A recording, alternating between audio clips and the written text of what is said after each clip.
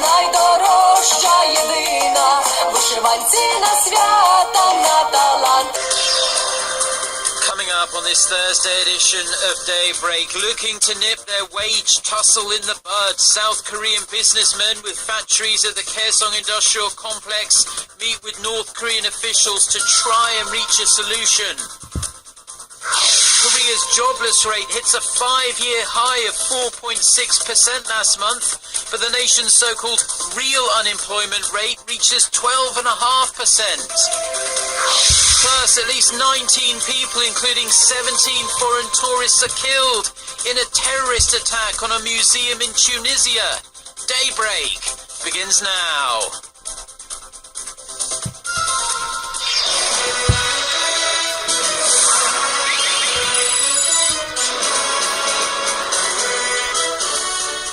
Hello and thanks for joining us. To our viewers around the world, it's 6 a.m. on Thursday, March 19th here in Seoul. I'm Mark Broom and you're tuned in to Daybreak.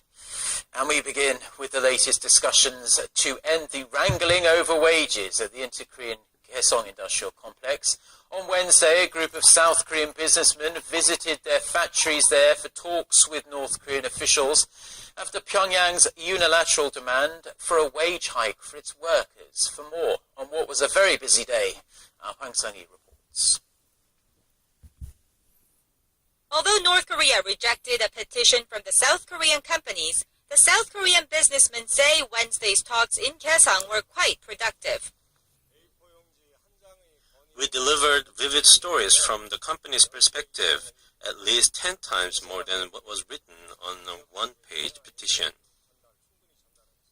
The rare day trip comes after North Korea demanded a unilateral wage hike of around 5% and the revision of regulations last month. South Korea says the issue must be settled through inter-Korean dialogue. The government thinks it's appropriate for North Korea to come to talks as soon as possible to resolve issues regarding the management and improvement of the Kaesong complex through government-level talks. With North Korea refusing the offer, 14 South Korean businessmen met with Park Tur-soo, the North Korean official who oversees the management of the business park, to urge Pyongyang to engage in talks. We asked North Korea to consider the fact that many companies have nightmares about the suspension in 2013, and that it should engage in government-level talks swiftly. The businessmen described Wednesday's talks as amicable, adding they will hold similar meetings in the future. The joint business park, where some 53,000 North Koreans work at 125 South Korean factories, is the last remaining link of inter-Korean economic cooperation. The South Korean government, companies, and experts all say that another shutdown of the business park will not be in North Korea's interest. However, many are keeping an eye on a planned anti-Pyongyang. High-level security officials from South Korea and the United States will likely meet in Washington next month to discuss the controversial issue of the possible deployment. High-level security officials from South Korea and the United States will likely meet in Washington next month to discuss the controversial issue of the possible deployment of an advanced American missile defense system to the Korean Peninsula. Our Kim Hyun-bin reports. The U.S. missile defense system known as THAAD is built to intercept incoming tactical and ballistic missiles at a range of up to 200 kilometers. The system uses kinetic energy with a hit-to-kill method that in turn creates an upper-tier defense shield. It's also reports. The U.S. missile defense system known as THAAD is built to intercept incoming tactical and ballistic missiles at a range of up to 200 kilometers. The system uses kinetic energy with a hit-to-kill method that in turn creates an upper-tier defense shield. It's also equipped with a sophisticated radar system that has a range of up to 2,000 kilometers. This is widely considered to be the reason why Beijing is so strongly against its potential deployment to the Korean Peninsula, as a radar will be able to cover Beijing and its surrounding areas. However, the U.S. says THAAD will enhance South Korea's ability to deal with Pyongyang's nuclear and ballistic missile threats, as well as enhancing surveillance on the communist regime. But critics see the possible deployment as Washington's attempt to reel in its Asian ally into its missile defense program. South Korea has acknowledged the battery would enhance its national security, but says it has no plans to buy the multi-billion-dollar system. Military sources say the issue will likely be addressed at the South Korea-U.S. biannual Integrated Defense Dialogue set for mid-April in Washington.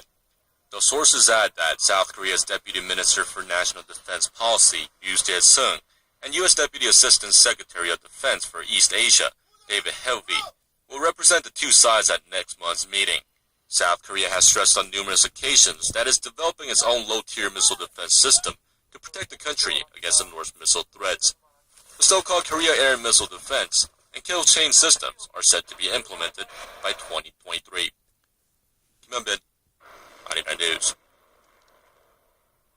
Now, the presidential office says no decision has been made on whether Korea should join a China-led development bank. But, according to senior staff, the administration is expected to make a decision after a review period.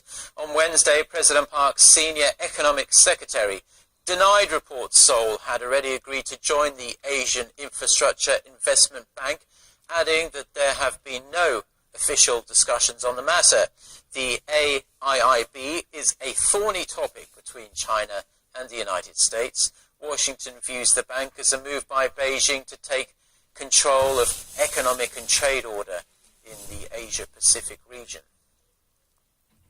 President Park Geun-hye says people who threaten Korea's national security and identity shouldn't go unchecked. At a ceremony to appoint new police officers on Wednesday, President Park highlighted the growing importance of the police's role in maintaining security, saying there's still regional differences in Koreans' sense of safety.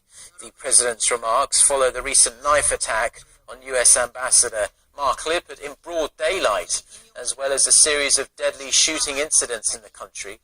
Referring to her economic innovation and structural reform drive, President Park asked the new officers to lead efforts to create a transparent and safe Korea, which she said was a requirement for reviving the economy.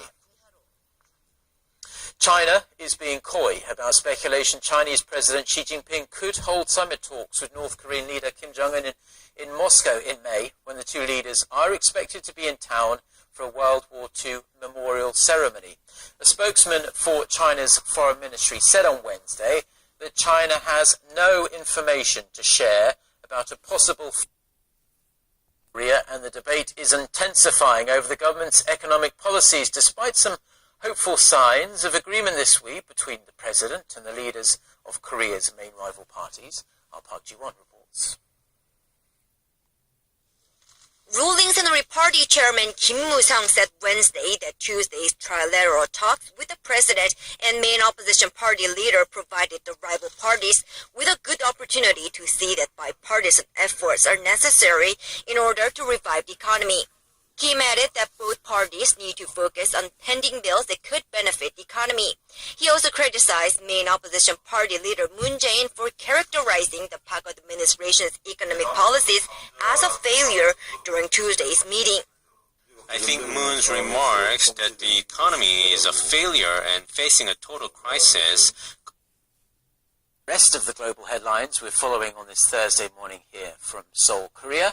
We're going to connect to Eunice Kim at the News Center. Good morning, Eunice. And good morning to you, Mark. There's horror in Tunisia's capital this morning after gunmen wearing military garb stormed an iconic museum and unleashed gunfire, killing at least 19 people. The strike happened around noon local time at the National Bardo Museum, located inside a heavily guarded parliament compound in central Tunis. The Tunisian prime minister said most of those fatalities were tourists, foreign visitors from Spain, Germany, Poland, and Italy. At least one security officer was also killed, while several others were wounded. Government officials said militants took hostages for a time, adding that security forces had entered the museum some 2 hours later, gunning down 2 of those attackers. Local reports say at least 3 others were being pursued. The militants have not been identified, nor has any group claimed responsibility for this assault. In a national address, Tunisia's prime minister urged unity, saying the strike had an aim of destroying the Tunisian economy, which heavily relies on tourism.